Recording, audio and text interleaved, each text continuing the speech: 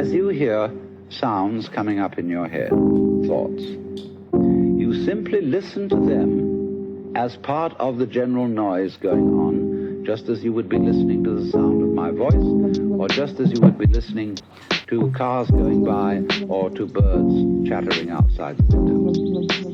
So look at your own thoughts as just noises. This is Billy Hansen, and welcome to another episode of Sauce Talk, podcast about sports and the mind and trying to live well in general. Today's episode is an interview with Brandon Jefferson, and it was really a pleasure having him on the podcast. I'm excited about this conversation. Brandon, we go through his whole background as a player, so I'll save that for the conversation, but he was Player of the Year in the country at Metro, and he led them to multiple NCAA tournament appearances in the Elite Eight, the Final Four, and they played in a national championship game. And then since graduating from Metro, he has played, I think he's in his 8th season now, playing professionally in Europe.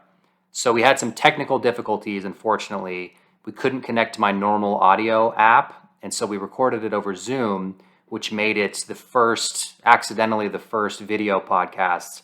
So if you want to watch us on YouTube, the conversation is also there. Or if you're on YouTube, hello, I'm doing my first video pod here accidentally. But the other problem was that on Zoom, I wasn't capturing my audio correctly on my end. So thankfully his audio track sounds good, but you'll have to bear with me on my end of the conversation. I don't think it's a huge deal because he does most of the talking and you can still hear what I have to say, but the audio is not up to the normal standard of the podcast. So I apologize for that. But it was still a very cool conversation, so I think you'll get used to the audio and it should be fine. We talk about his whole journey from youth sports into being overlooked as a recruit. Brandon Jefferson is 5'9", which makes his whole success in basketball all the more impressive. It's really amazing that he's outcompeting so many D1 guards for top spots in Europe, being 5'9". It's unbelievable. So being overlooked, didn't get any D1 offers, went D2, and then how he blossomed into the player that he became. The heartbreak of losing national championship game, his development as a player, his journey in Europe from signing 1-year contract after 1-year contract and still being overlooked due to his size. And then finally, lately, he's signed on to a more secure, well-paid situation in Europe. And his family's out there, his wife and his kids. And so we have a cool conversation too about how his attitude towards the game has changed, the different kind of pressure that comes with your performance being tied to your financial well-being and how he's trying to support his family through the game. So that was really cool to hear. He has some great advice for how he maintains his confidence through tough stretches and how to balance basketball and enjoying life in general. So I really enjoyed the conversation, and bear with me again on my part of the audio, but I think it should be okay. And now here is my conversation with Brandon Jefferson. Okay, cool. You ready to get started? Yeah, let's do it. Okay. I'm here with Brandon Jefferson. Brandon, thank you for coming on the podcast. Thank you for having me, man. Yeah, so just a note to my listeners really quick. We're in different time zones. Brandon is in France. I am in Denver, and I'm just getting started this morning, my first caffeine. So if it takes me 20 or so minutes to get to start putting coherent sentences together, and that's my fault. And we had some technical difficulties this morning, but I think we're good now. So Brandon, can you start with your youth sports experience, where you grew up and what sports you played as a kid? Yes, I'm from Dallas, Texas. And obviously, Texas is a big football state. So I played football growing up all the way up to high school, 9th grade. But I played basketball, track, soccer. It was really soccer, track, and football and basketball were my main sports. Mm-hmm. But in terms of basketball, I started playing with my church. We organized a little select team, and that's how I really got my start early in the days. So all throughout, elementary school and middle school, I was playing select, and that's really how I was like, I can make it in basketball, even though I was shorter than everybody, but I knew I had a real talent. But Yeah. my fourth, fifth, sixth, seventh grade, we won the AAU national championship with my team. We had a Really? pretty stacked team, so I can name a couple of people. Jackson Jeffcoat, Mm. that went on to play uh, football at University of Texas, had a little bit of stint in the NFL. Now he's doing his thing in the Canadian Football League. We had Casey Ross Miller. We had Evan Washington. We just had a lot of big names. Ray McCullum. I'm sure some of the listeners have heard of him. So yeah, we had a pretty stacked team. So we won back to back to back. So after that, the momentum just kept going, and then obviously the Metro story is crazy. How I got there. I signed Yeah. July 4th. I signed very late. School started in August. Signed late July 4th. I was Coach Clark's first recruit. Uh, Really.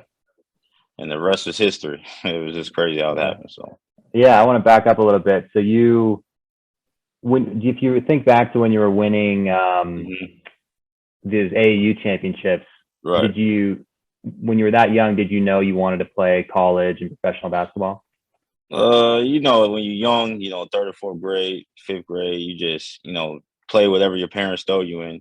But I knew I had a gift, like I could shoot back. My father always telling me like I was able to shoot at that age from distance. So Hmm. it was really that or soccer. Like those were my two passions. Hmm. But it was either one of those two I wanted to, pursue 100% of the time. So Did you play soccer through high school? actually, no, I stopped my ninth grade, and that's when I finally figured out I was just gonna stay with basketball. So Okay. yeah, 'cause I played And select soccer all the way up until ninth grade, and then I stopped. So okay. And I'm curious about your recruiting. So I'm a little bit surprised that you signed so late. What was the yeah, recruiting like through high school? Did you have any looks from yeah. schools or D1s and stuff? Yeah. With all those championships we won, a lot of our guys was getting looked. I was getting looked. It's just my height. I've been this height since middle school. Hmm. So early in my high school years, I had Georgetown. Like my ninth grade year, Georgetown was on me heavy, Hmm. sending me letters, written letters, calls, almost every day. And then, just I had a lot of good D1 offers, or like not offers, but like looks. Northern Colorado was one of them. A couple schools in North Carolina. I think Wilmington was one of them. And a couple of West Coast schools, but they just never sent that offer in. So Hmm. it was always, you're too small or whatever. And then, I was going to end up going to JUCO in Kansas Hmm. until Coach Clark called. Like I was getting ready to sign at a JUCO in Kansas, and Coach Clark called while I was in Florida at Disneyland or Disney World, whichever one is in Florida with my Hmm. family. And he was like, "Well, I'm the new head coach at Metro State." I said, "I've never heard of Metro State," and he just explained to me where it's at. And that next week I went on a visit. July 4th, I ended up signing. So Hmm. And do you remember thinking, was there anything in your mind at that time about thinking about trying to go JUCO and then go D1? Was yes, that for on sure. your I mind? wanted, D1 is everyone's goal. It was Yeah. either D1 or bust. That's how I looked at it. But Yeah. going to Metro was a blessing. Like actually, my dad's plan for me was to play 1 or 2 years at Metro and then try to leave. Hmm. But obviously we ended up staying, and that was probably the best decision. So And were your parents athletes? Was your dad an athlete? no, my dad played football, Okay. but yeah, he went to the Navy, so he didn't go to college for sports or anything. So, Okay. and then my mom, she didn't play any sports, so I don't know Okay. how I got this gift. It's God. So, Yeah. And what about, but do you have any siblings? yes, my brother plays at Shadron right now, Oh, really? How's he doing? basketball. And then yeah, my sister, she's a school teacher. So Okay, cool. So you sign with Metro, and then what are your expectations like showing up to Metro? Are you thinking you're going to come out and ball right away? What was it like walking onto campus for the first time? I mean, coming out of high school, I was the man on the team. Obviously, you Yeah. get there your first year, and it's a big shock. Hmm. I'm 18 years old. Everybody else on the team is 21 and older. So they didn't really hang out with me. So I'm really by myself away from home for the first time in my life. So I was homesick a lot. I got kicked out of practice quite a bit times because, I was just behind, didn't know what to do.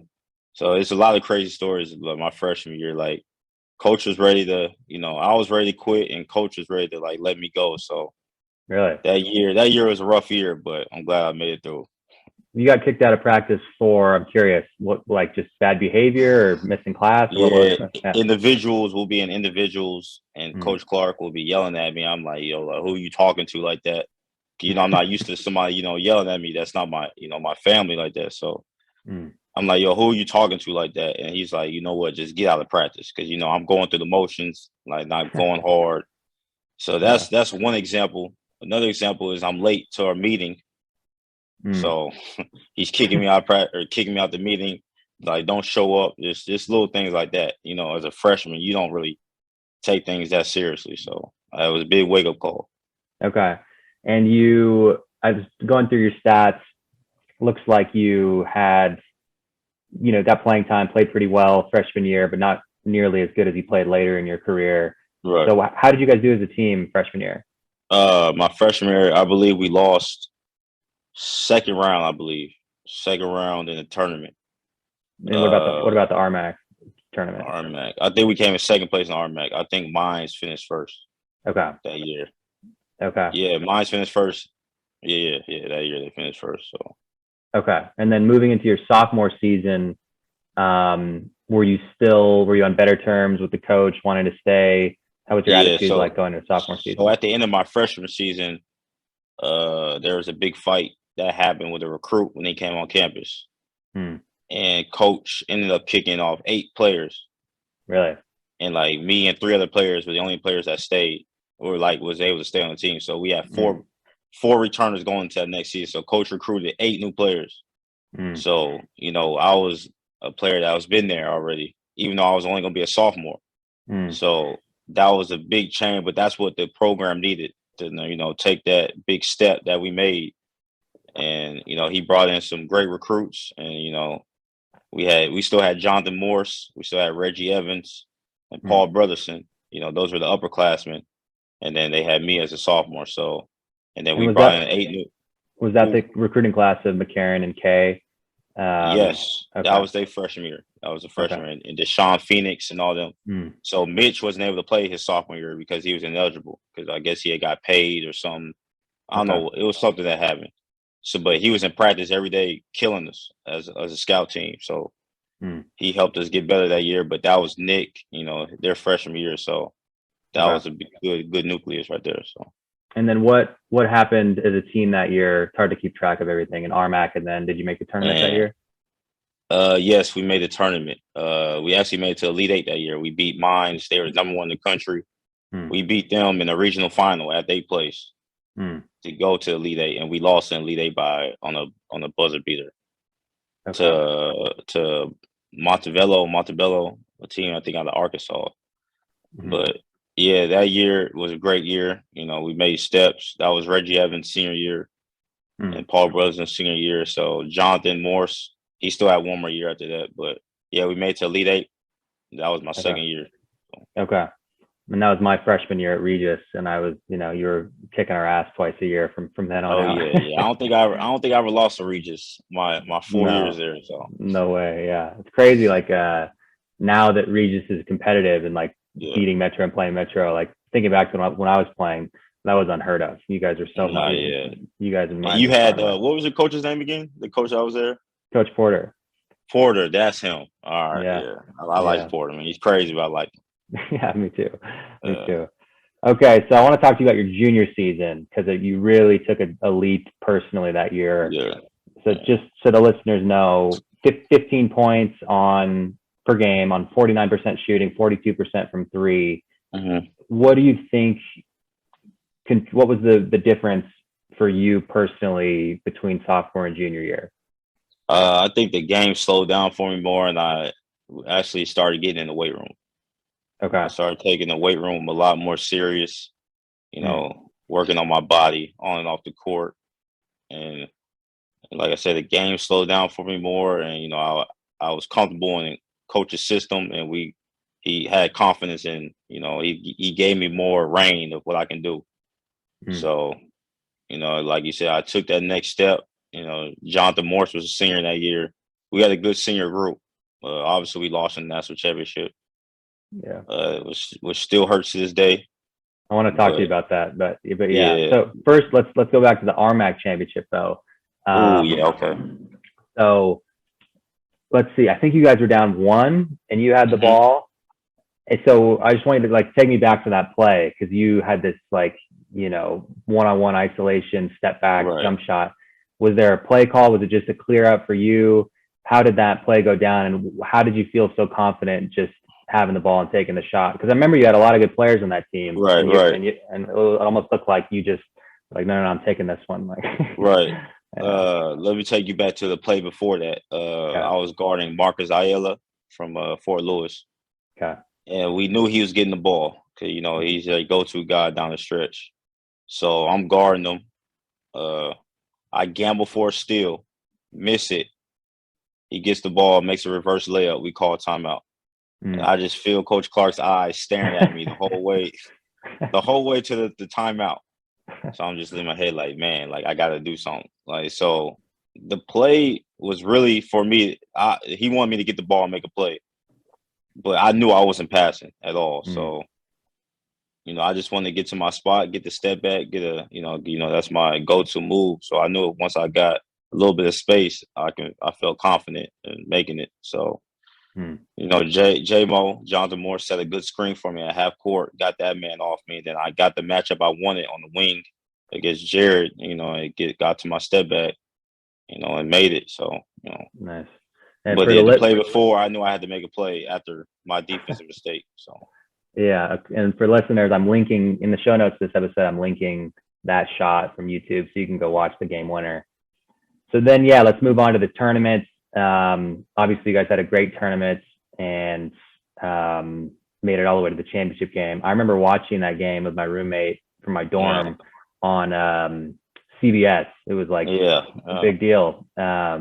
So tell me about the game, and then I'm interested, after all this time has passed, how you feel about.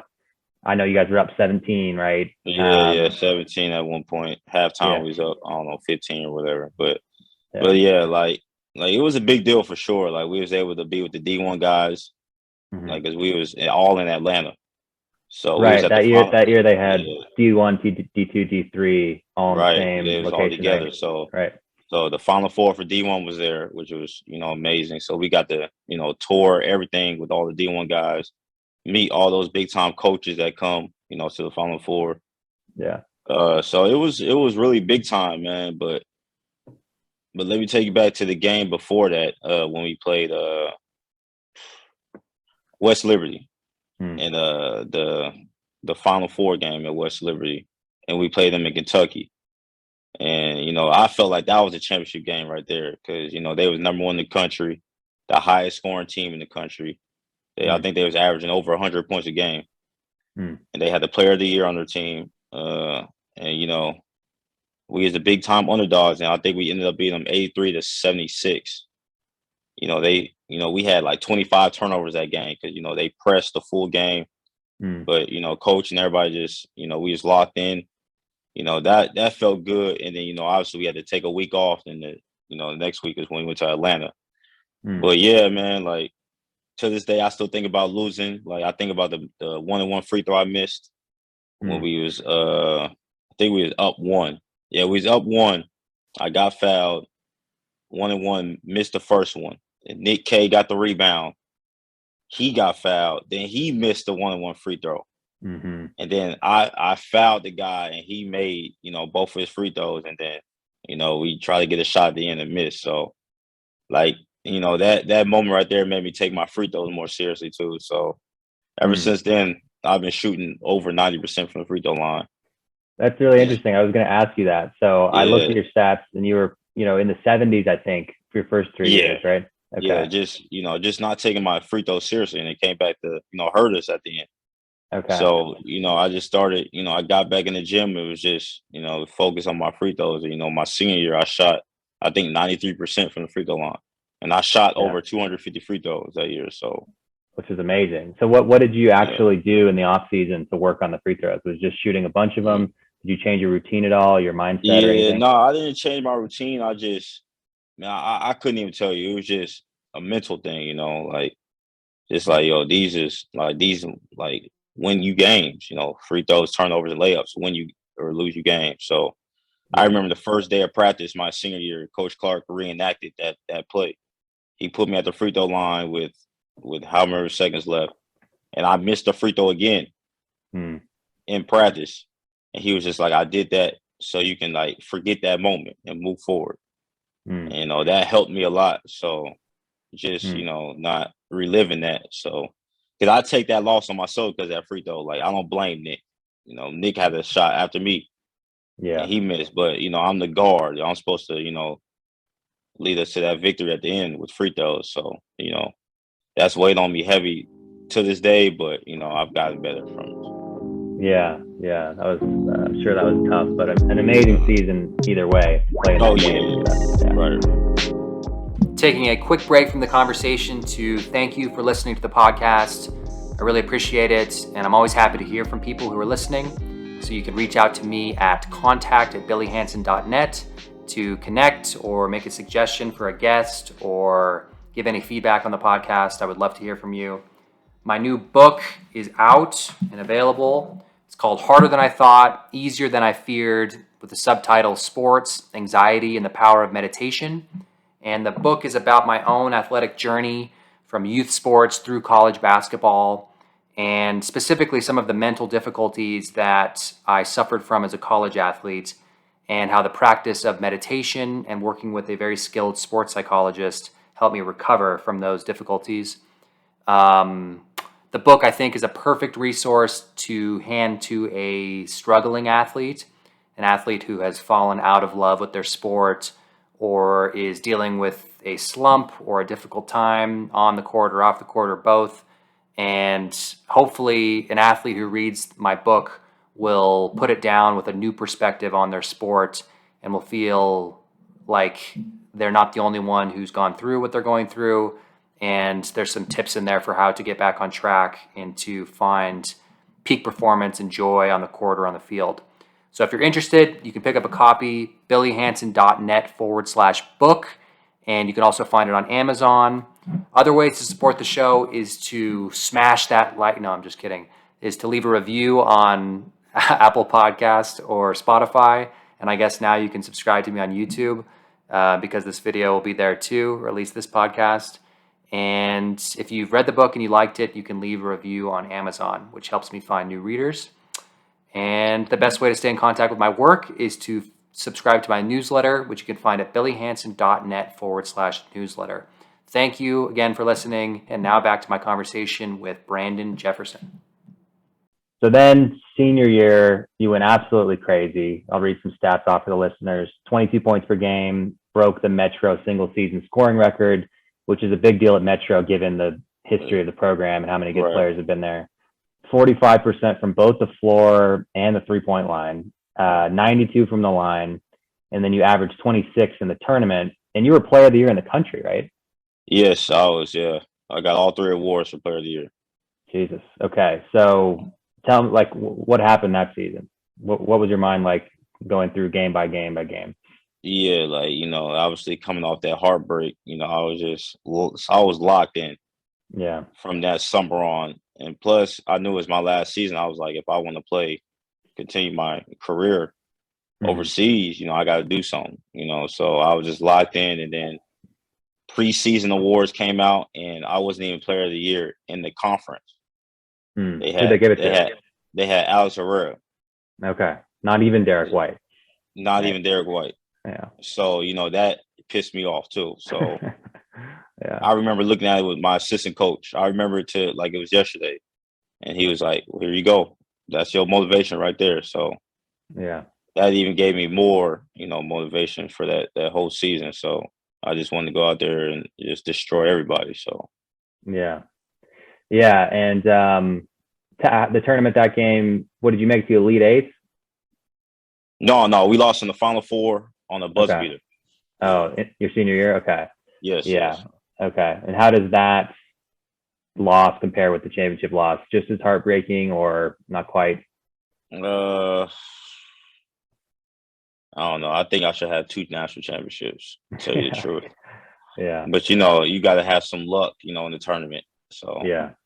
Yeah. but I'll say, I think, I don't know, man. They both is heartbreak. Like, because I enjoyed my senior year team and I enjoyed my junior year team. But senior year, I just felt I had a lot of pressure on my shoulders my senior year. Yeah. Just to repeat, from the last season. And then they're like, I'm the singer now. So everybody's looking at me. So Yeah. I don't tell many people that, but I had a lot of pressure that year. But, I took that pressure on. So, Yeah. like with the preparation. And so I was confident going to every game. So, Yeah. And how do you would think about back to your college career, given that you were looked over, like, weren't mhm, getting the recruiting attention that you deserved out of high school because of your size? Did right. that play a role in your mind? Did you have something of a chip on your shoulder about how, well, you're 5'9", right?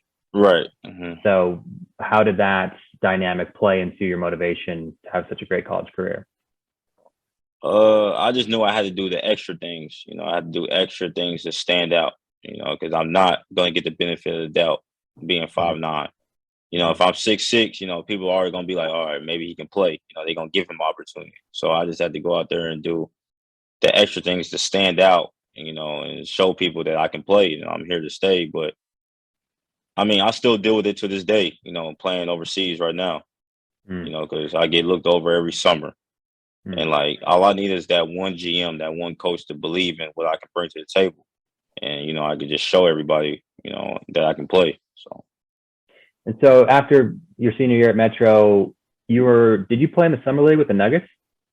yes, I played the summer league. I was on the practice team, but I did not go with them to Vegas. Okay. And so what was did you feel like you had a shot to try to make your way into an NBA Uh roster? What was your thought nah, process? to tell you the truth, I wasn't ready. Yeah. I wasn't ready. Yeah. But even during the little training camp, I was like doing my own thing. Like I was handling it perfectly, but I wasn't ready. Like mentally I wasn't ready. Mm. So but like if I wanted to get another chance that next summer, but it never came because I felt like I was more ready than ever just Okay. to just experience it. But that opportunity never came. So But then where did you first sign overseas? I went to Finland. Okay. And Yes. was that it's hard for me to understand the kind of hierarchy in the leagues over there. Where does that rank amongst the Yeah, leagues or the opportunities? Finland is kind of low, but it's a good starting level. You Okay. know, Obviously me coming from D2, Mm-hmm. being 5'9", so player of the year. So it was a good start because we played European competition. Okay. And that's really what you want to do, like to get exposure in over other countries. So that means like we have our domestic league in Finland, but then we travel to like Italy, Germany Mm. to play those European teams, like, in our league. So that gave me more, exposure from other countries and coaches. So that And was good. you had a good year. Did you start and play a lot and stuff? Yeah. I believe I averaged 18. Mm. I was second team all league my uh, rookie season. So it was solid. Solid. Yeah. Okay. And then let me check my notes here. You went to Germany next? Germany next. Okay. Germany next. And that was a tough year for me. It was. It was a more physical league, Mm. and I wasn't used to the physicality. So that really got me ready. It really helped my career. But that year, my shooting percentage was terrible. But I was honorable mention all league. So that Mm. was a good thing. But between you and me, it was a bad year. It just wasn't a good fit for me. It was a real physical Mm. league, and I wasn't ready for that, that physicality. Okay. And then Slovenia the next year? Yes, I played with Union Olympia, the Okay. home of Luka Doncic. Mm-hmm. Uh, yeah, I played there. We played European competition, and that was the year I really grew up as a basketball player. That year, Have you I met really Luca? learned it. I haven't met Luka, Okay. but like he's the man. Obviously he's the man there. Yeah. So they probably have the best gym in Europe, or one of the best gyms in Europe. Mm. So I got to play there every day. Uh, and that's where I really learned the European basketball style of play there. And then what do you mean? Like, what specifically does that mean? The European basketball style? Like, how did your game have to adjust to fit Yeah, the culture? the reads off a pick and roll was a big thing. Mm.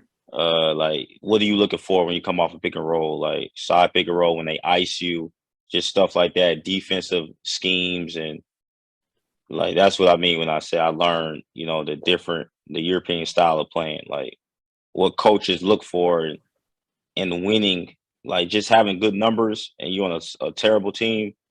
GMs and coaches don't like that. They Mm. just pass over you. They want winners that affect winning in different ways. So Mm. that's really when I learned, what they want over here. So Okay. And so I'm curious about the pick and roll reads. Like, could you hmm point out a difference between coming off a pick and roll at Metro versus what you learned in Slovenia and some of the right, specifics of what you're looking for? right. In Metro, I'm coming off pick and roll to score for myself, Mm. create for myself. But I get to Olympia, if they hard heads, I'm looking for that short roll, Mm. to open up our big man, to open up corner shooters. I'm looking for deep rolls. If they do a drop like they do in the NBA, they do drop. If you're looking for the deep rolls or over the top for the oops, just Mm. stuff like that. Just if they ice you, don't let you use the screen. How you can snake it, and just stuff like that. Okay. Cool. Mm. And then, so these are all 1 year contracts, right? So Yes, you moved to Italy the next year? yes. I go to Italy. That was another crazy experience. Mm. I was in Sicily, so the island under Italy. Mm. So no, it was a good experience. I mean, I guess it was part of my journey, man. Like I don't really have anything bad things about Italy, but it was part of my journey. It helped me grow, Hmm. and so that's really all I got for Italy right there. So Okay. And then tell me about, like, so you've been in France now for a little bit, but you were on one team and then re-signed finally a 2 year yes, deal, right? On the current yes, team? I Okay. was in second league. I was in second division France when I first got here. Okay. Uh, our team was called Orleans, and it's like kind of center of France, an hour away from Paris. Hmm. We was in Pro B, so we ended up winning the championship that year. So we get to move up, and I Mm. was the MVP of the season and MVP of the finals. Wow. So that was a big time year for Okay. me. Uh, And for listeners, I'm linking there's some cool Euro highlights of you on YouTube that I've enjoyed watching, so people can get a feel for how you're playing now. It looks like you, just remember you at Metro and then watching some of your highlights. It looks like you've extended your range a little bit. yes, my range has gotten better. Obviously, I've gotten stronger. I've gotten Yeah. older, so my kind of grown man strength has got here. But Yeah. it's just my range and my confidence is it's just grown throughout the years. And we've got a fire truck going by here. So, so did you stay with the same team inside a two Yes, year deal? But you guys are now in the top league? yes. I just signed another 1 year deal, but we're in the top league of France. Okay. So And is that common? Like, I'm curious why you keep getting 1 year contracts. Does it feel like there's always pressure on you every year to reprove yourself, or what? nah, Yeah. exactly. You said it right Yeah. there. It's pressure every year. Like then during the summers is the worst. Like you look at Sportando, you look at Eurobasket.com, you see players signing, you like, man, I played this guy and I killed him. Hmm. Why is he signing before me? So it's just every summer is like that. So you And gotta prove yeah. yourself each year. Have you been with the same agent this whole time? No, that's another Okay. crazy story. I fired 5 agents so far. Wow. So, Yeah, so that's the okay. that's another key for all the listeners. Yeah. If you want to play overseas, get you a solid agent that's gonna work for you. Okay. So what? Yeah, that's a good. So I've had quite a few guests on here. Some of them have carved out, you know, some time overseas. I've had other teammates at Regis who are good, hmm weren't to your level, but they were good players, and they've really struggled to make a fit out there. And I know it's hard. It's hard because Yeah, I it's, know it's that not for everybody. It's yeah, they not have for everybody. limited spots out there for Americans, right? And hmm the world has gotten so much better over the last decade in terms of talent, right? Right. And so in terms of finding the agents, like what you said, you fired 5 agents. Yeah. What kind of qualities should an athlete who's looking to go overseas look for in an agent, or how do you currently vet agents? What are Right. your thoughts on that? Right. Obviously, we talked about me coming from D2, so I'm not going to be top on the list of a big time agency with 200 plus clients. Mm-hmm. I'm just going to be another number. They're going to just try to collect a check, throw me on the team, not do their research. Mm-hmm. Is Brandon going to fit on that team? If they going to get the most out of him? So that was my problem with a lot of agents. Like, one agent was just going for the money, not worrying about my career and, getting to the steps to like get to the highest level I can possibly get to.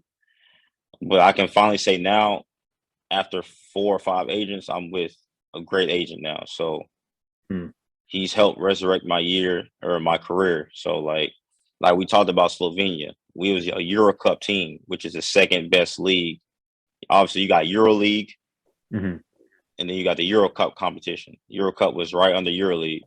So I Wow. was Euro Cup my 3rd year out of D2, which is big time. Mm-hmm. And then that next year, my agent put me in 2nd division Italy. So you So like how is that? regressed a little bit, yeah. I got regress. So everybody's like, "Yo, why did you make that move? You have to start all over now after you just built your career Mm-hmm. up in 3 years." So I fired him because he was just going for the money. Okay, I got a big 6-figure contract in Italy, Mm-hmm. but I took a step back. You know what I'm saying?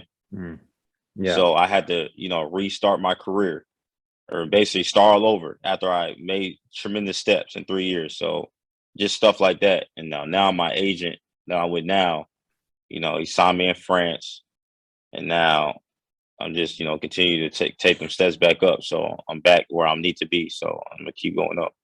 Okay. And then how is this? I saw you guys won last night, right? You played last night? Yeah, we played last night. A weird game, very Mm. weird game. 58 foul calls last night. Wow. So it's a very choppy game, no rhythm. Mm. But at the end of the day, we won. We 10-6 now, fifth Wow. in the league. So we doing well. So Nice. Nice. And I'm curious about this. Like, is there ever going to be a point where you might sign a 2 or 3 year deal, or is that just kind of not how it works? no, I'm actually on a 2-year deal right now with Okay. this So team. did Yeah. that finally feel good? Like you had, a little bit of leeway Nah, for, it felt amazing, man. And yeah. like I got big money, so it felt amazing. The city is nice. We're in the south of France. Mm. The weather is nice. Year round. Right Mm. next to Spain. So my family's able to be out here with me. Actually, my wife is from Denver, so Okay. it's just been great. So Do you have yeah, kids? that 2-year deal this is a big difference from signing the 1-year deals, Yeah. especially during COVID time.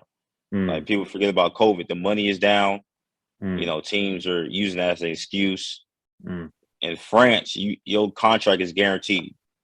Mm. So no matter if the league shuts down, they still have to pay you. Okay. So that's another reason I wanted to come back to France because it was guaranteed. So Well, congratulations, man. That's amazing that you carved all yeah, that out. appreciate it, man. You deserve it. Yes. Do you have kids? Yes, I have a baby on the way and I have a son. Congratulations. And they're out there with you in Yeah, France? they're out there right now. He's going to school at an international school. So like this city's been perfect. So Cool. That's really cool. And yeah. what is this your favorite place you've been so far in Europe? What have been some cool places? I've been to Jerusalem. Hmm. That was big time. Hmm. Where else have I been? Turkey. Istanbul is nice. Hmm. And I've been all over, man. I still need to go to Barcelona. That's coming up. So I'm trying to Hmm. get there soon. But I've been to Spain a couple times. But I don't know. My favorite place to play country is France for sure. Okay. So Nice. Curious if maybe some specific basketball stuff. So you have this move that you were doing at Metro and you're still doing it now. And like I mentioned, looks like now you have even more range with it.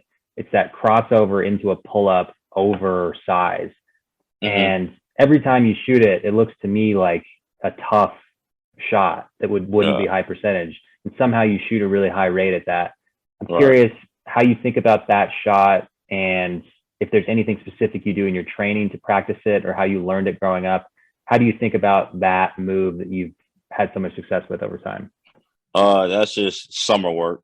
Mm. Every day getting in the gym with my brother and my trainer. I don't really have a trainer, but people that I'm really close to, just putting in that work, just trying to, utilize that move just to get that space, to get my shot up Mm. over those tall defenders. But it's just repetition, watching, Steph Curry is my favorite player.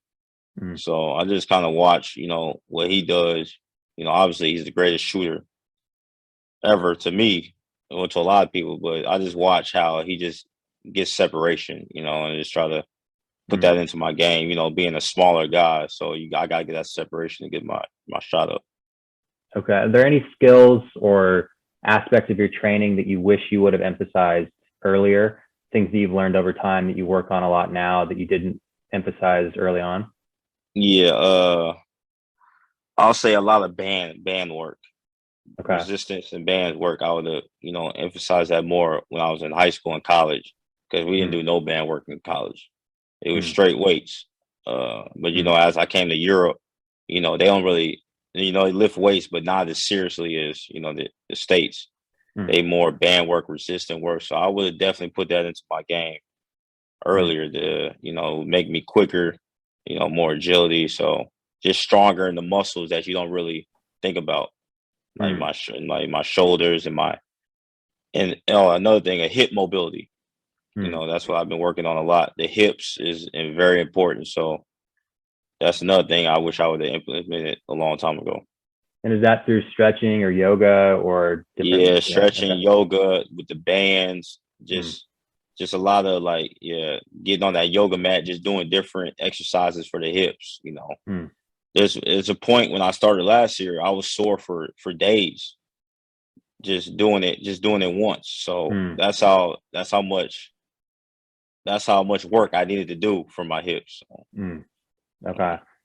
And then what about mental preparation? How do you prepare?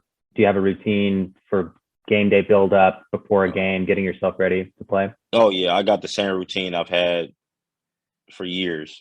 Just with the game day routine, how many shots I get, just stuff like that. And every day in practice, I do my same shooting routine that I do. So it's just that mental preparation routine, and obviously being overseas, there's pressure. It's a different type of pressure. You got to perform to put food on your tables for your family. Because the Mm. team can cut you, so Mm. you got to perform. You got to do what the team needs you to do. So it's just that, like, just stuff. I watch a lot of Eric Thomas. I'm sure the listeners have heard of him. Mm. Just stuff like that. Inky Johnson, just mental preparation. Obviously I Mm. keep God first in my life, so Mm. I'm always at peace regardless of what happens. So that's just the routine, and everything I do every day and each week. What is your shooting routine in practice that you've been doing every day? Can you describe it? Yeah, like when I get in the gym, I just do 70 makes, like right close. Just I try to get swishes like right around the charging block, the charging area, Mm. and then I extend it to twos. 7 spots. Corner, wing, both elbows, top, and then the other side, just 10 makes each spots. Then I go to threes, same thing. So I try to get 200 plus makes a day, Mm. and like that's really it every day, just to keep the routine and rhythm going. Nice.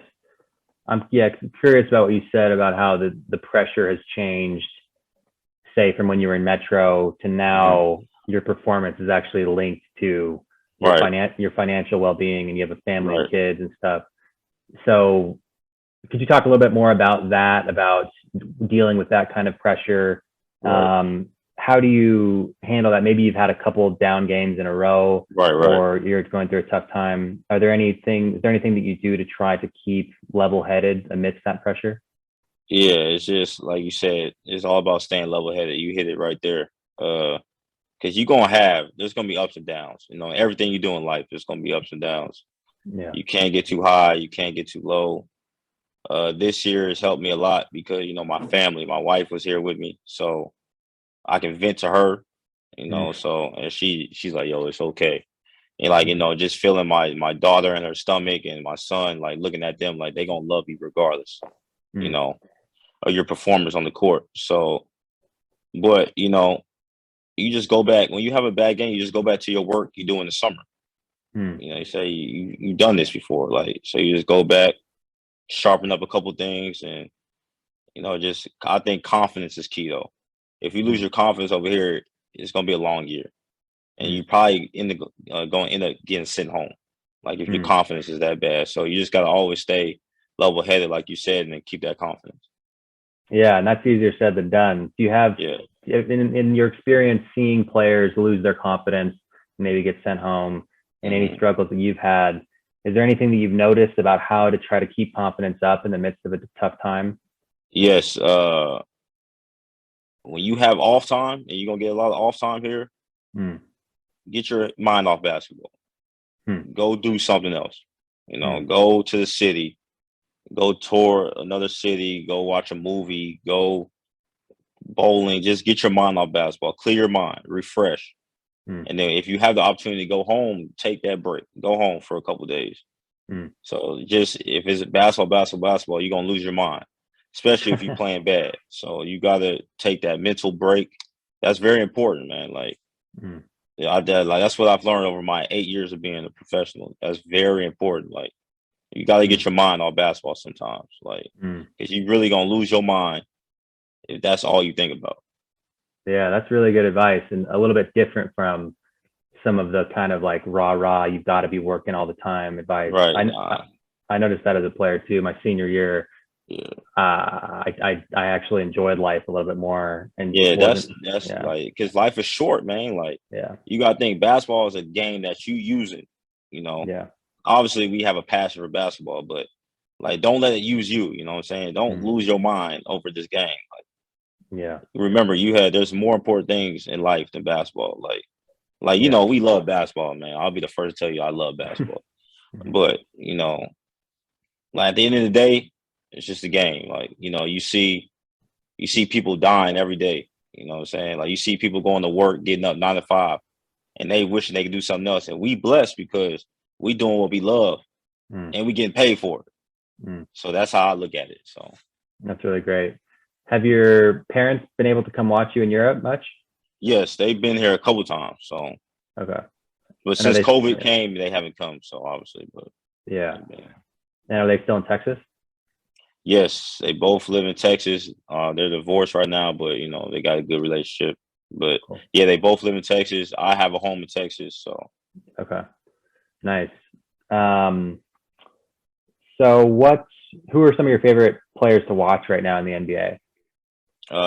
Steph is my favorite. Mm-hmm. I like watching KD. Just the big time people. I like Giannis, just Mm. what he brings. The tenacity. But I really don't watch a lot of people, man. I watch highlights, but like the Warriors highlights, the only one I watch like consistently Mm. every night.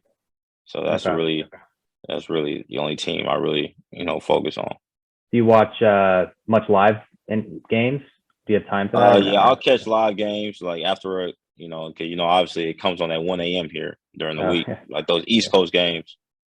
But on the weekends when the early game come on, I watch it. So Okay. And have you thought anything about what you might want to? I know you're not thinking about this at this point because you're found a great situation in France, but have you thought much about life after sports no, or life no, after no, being a no. player? Of course, of Yeah. course. I think about it every day. That's What the do thing I you? think Yeah. during my off time. That's what I think about. Like I used to think I want to coach, but I don't want to deal with the parents. Yeah. So I don't know about the high school. I can't. I don't want to deal with the parents. Mm-hmm. But I do want to stay in basketball, Mm-hmm. whether it's scouting, international scouting, or something like that. I've been talking to my agent about that. So, he's helping me out with that. So just stuff like Nice. that. I want to definitely stay in the game though. Okay. And then do you see yourself living in the US or Europe long term? No. I'm coming back to the States. You are? Okay. Yeah, coming back. I love Europe, but Yeah. it's just States, Yeah. there's something different about the States, man. I love the States. And what do you think, Denver or back home in Texas?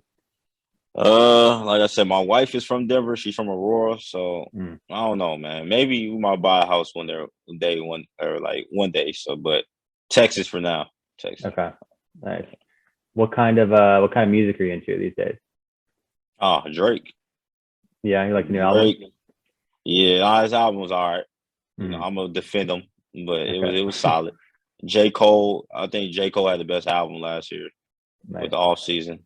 Yeah. My wife is into the R&B 90s, so I've been listening to that a lot. So really, I don't listen to that many people, so like I'll just say the 90s R&B and a couple rap artists, and that's really it. What was your favorite song on the off season? Hunger on the Hillside. Me too. Me too. Yeah, I think Beautiful that was song. I think that was number one song of the year last year, in my humble opinion. I think that was the best song of the year. Yeah, it's a beautiful song. I love his like his tempo and his rhyme scheme on that first verse. Yeah. So pretty. Nah, that song is serious. I like Let Go of My Hand too, but yeah, that album was serious. And what about like all time? How do you rank? What's your favorite J. Cole project or album? That's a good question. I like Friday Night Lights. Mm-hmm. I like 2014 Forest Hill Drive. Mm-hmm. I'll probably have to say Forest Hill Drive. The off season, I like obviously Friday Night Lights. I like Born Center. That's a very underrated project. That's a great project. Mm-hmm. But in terms of Drake, I don't know, man. He has a serious catalog, so I don't know. Yeah. I don't know. That'll be tough.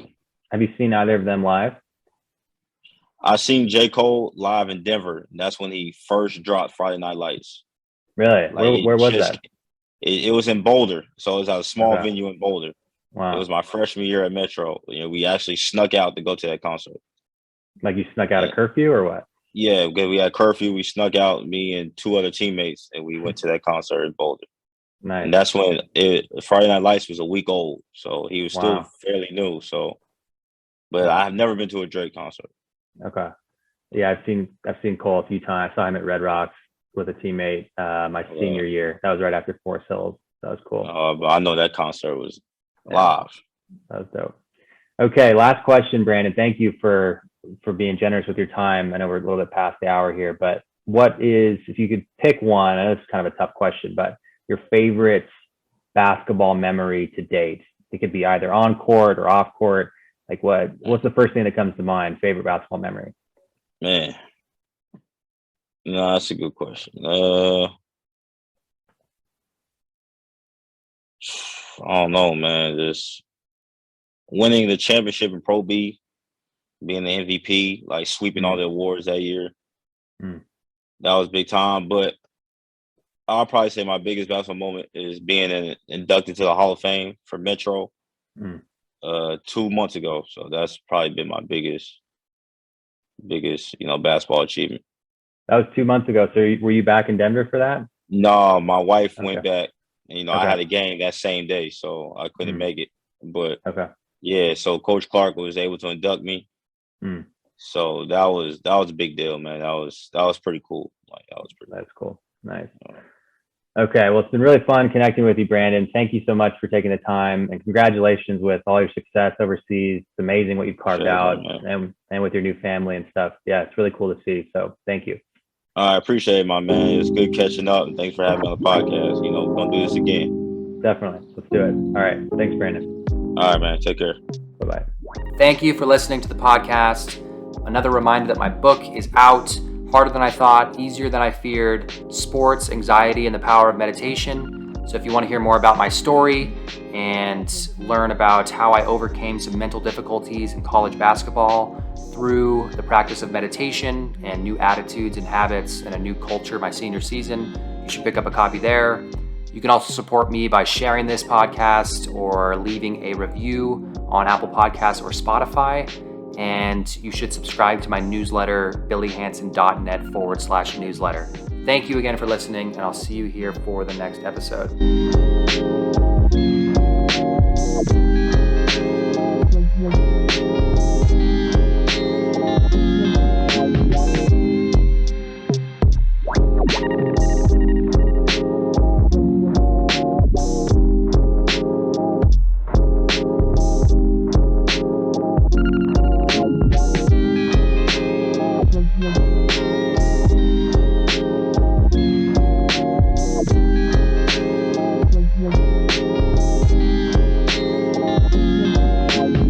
It's the sauce.